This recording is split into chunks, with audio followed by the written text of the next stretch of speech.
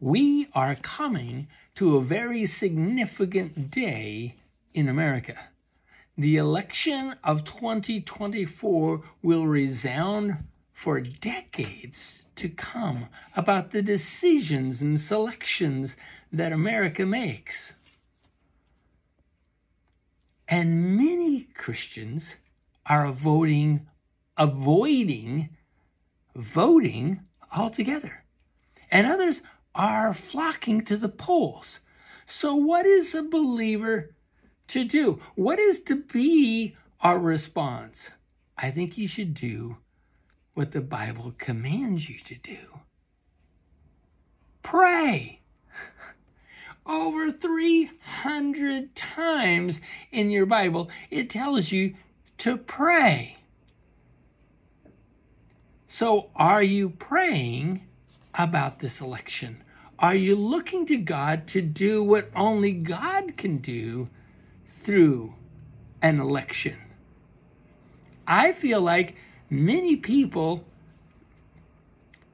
are not looking at his promise, but looking at polls, and their stress levels are high, as opposed to trusting what he is doing.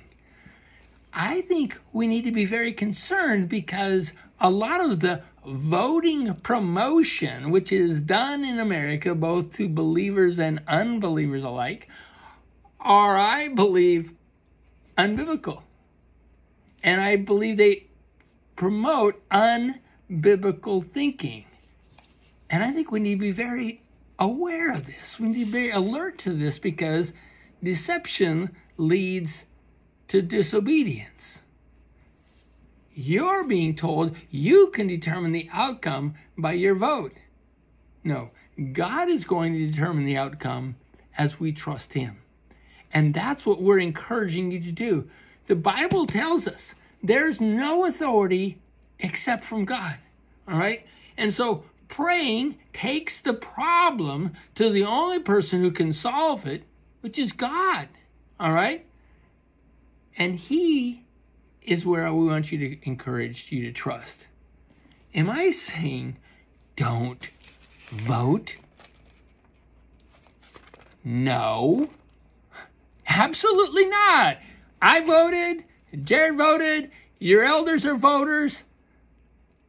But we want to encourage you to not be deceived into thinking that your vote determines the outcome as opposed to your God determines the outcome. He doesn't rule by a majority. He doesn't take polls. He just declares, he reveals, he works. And so as we face this momentous election, I want to encourage you to be looking to God, not to man, not to political parties, not even to voting Christians to resolve the problems that we're facing in America, but to the God who can solve them. In fact, this Sunday, when we return to the book of Romans chapter 8, it says, we don't even know how to pray as we should. Does that sound insulting to you? That your Bible, Romans 8:26, says we don't know how to pray as we should. And so the Spirit is interceding for us. And so we're going to be looking at that and having his direction given to us. Because God declares some truths that I think can bring you peace and perspective in the midst of the troubled times that we're facing. And so I want to encourage you to look to him. Absolutely vote. Trust him. Trust his word. Join us this week at Jerome Prairie, 9:30, for worship, for fellowship, for teaching. He has hope for those who wait for him. And hope will not come as a result of an election. It comes to your heart as a result of trusting the one who's in charge. And so I'm encouraging you, the way we move to that is to pray. God bless you. Hope to see you soon.